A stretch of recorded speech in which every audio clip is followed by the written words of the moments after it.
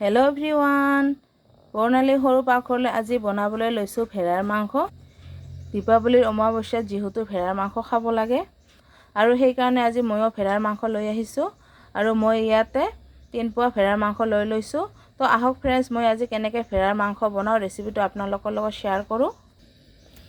আৰু আজি মই ভেড়াৰ মাংসখিনি বাহিৰতে বনাই ল'ম সৰু গেছটোত। আৰু মই কেৰাহী গৰম দি দিছোঁ আৰু মোৰ কেৰাহী গৰম হৈ গৈছে।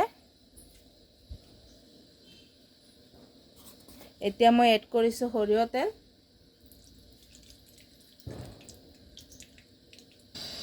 আৰু মোৰ তেলখিনি গৰম হৈ গৈছে। এতিয়া মই এড কৰিছোঁ গোটা জিৰা। মই গোটা জিৰা পূৰণ দি দিলোঁ আধা চামুচ। মই 2টা এলাচি আৰু 4 টুকুৰ ডালচেনি পূৰণ দি দিলোঁ। মই পিঁয়াজ সৰু সৰুকৈ কাটি পূৰণ দি দিলোঁ।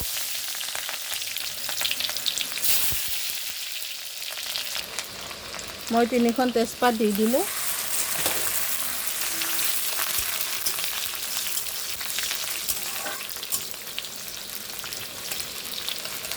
আৰু মোৰ পিঁয়াজখিনি অলপ ৰঙা পৰিছে। মোৰ পিঁয়াজখিনি ভজা হৈ গৈছে। এতিয়া মই মাংসখিনি এড কৰিম। মই মাংসখিনি এড কৰিলোঁ।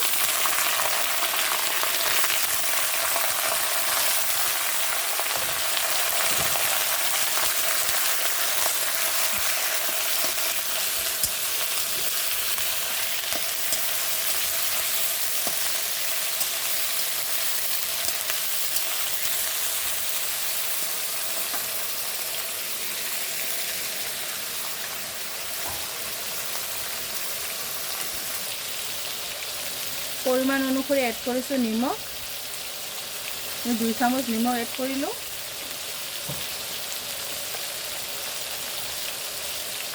হালধিৰ গুড়ি এড কৰিলোঁ 1 চামুচ আৰু অলপখিনি। আৰু এতিয়া মই মাংসখিনি অলপ লাৰি দিছোঁ।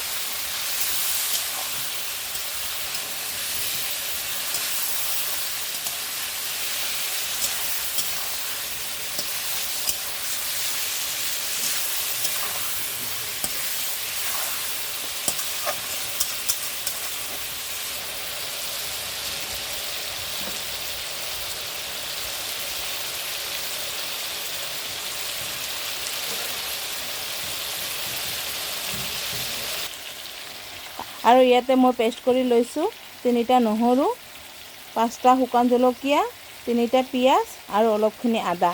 আৰু এতিয়া মই এইখিনি এড কৰিছোঁ গোটেইখিনি। মই জিৰাৰ গুড়ি এড কৰিছোঁ 2 চামুচ।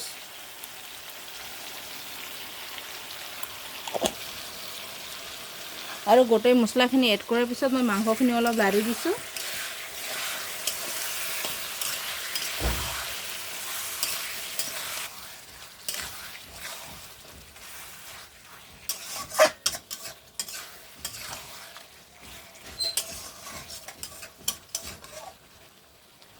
আৰু এতিয়া মাংসখিনি মই 1 মিনিটৰ কাৰণে ঢাকনি দি দিলোঁ। আৰু এতিয়া 1 মিনিট পিছত মই ঢাকনিখন তুলি লৈছোঁ।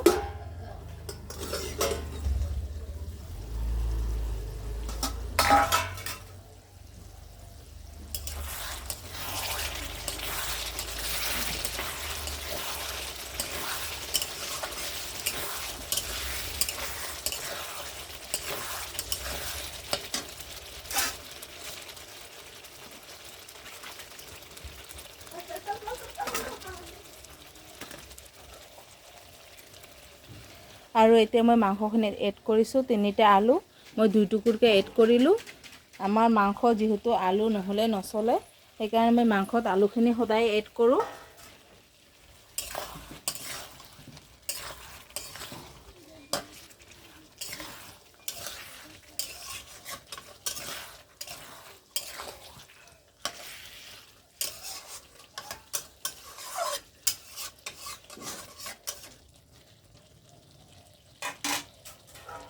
আৰু এতিয়া মই আকৌ ঢাকনি দি দিলোঁ।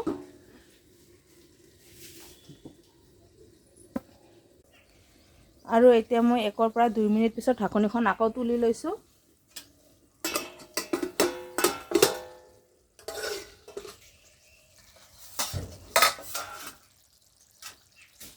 আৰু এতিয়া মই মাংসখিনি অলপ লাৰি দিছোঁ।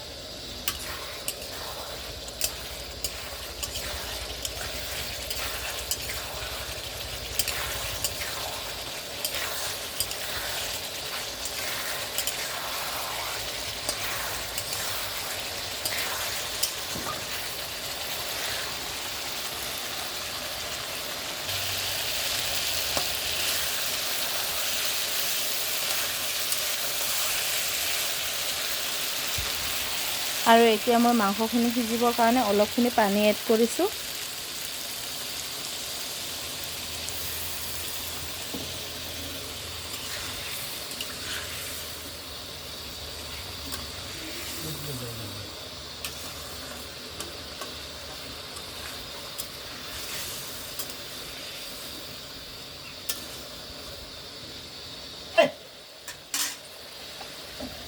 আৰু এতিয়া মই আকৌ 2 মিনিটৰ কাৰণে ঢাকনি দি দিলোঁ। আৰু 2 পৰা 3 মিনিট পিছত মই ঢাকনিখন তুলি লৈছোঁ।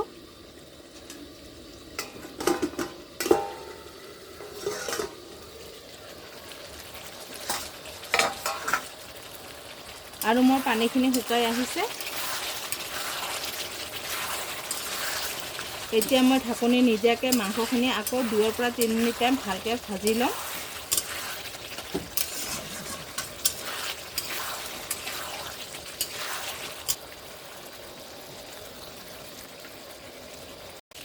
আৰু এতিয়া মই মাংসখিনি মিনিমাম 4 পৰা 5 মিনিট টাইম ফ্ৰাই কৰি ল'লোঁ। আৰু এতিয়া মোৰ মাংসখিনিৰ পৰা তেল এৰিছে।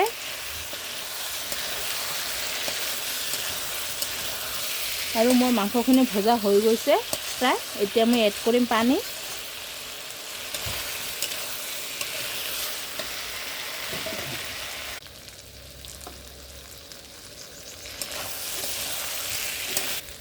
এতিয়া মই পানী এড কৰিলোঁ।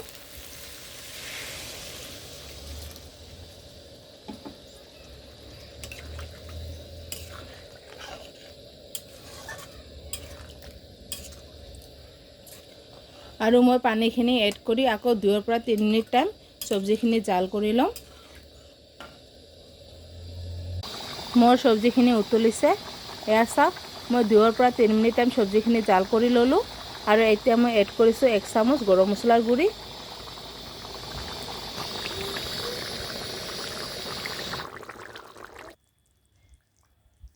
তো ফ্ৰেণ্ডছ, এয়া চাওক হৈ গ'ল মোৰ আজি ভেড়াৰ মাংস।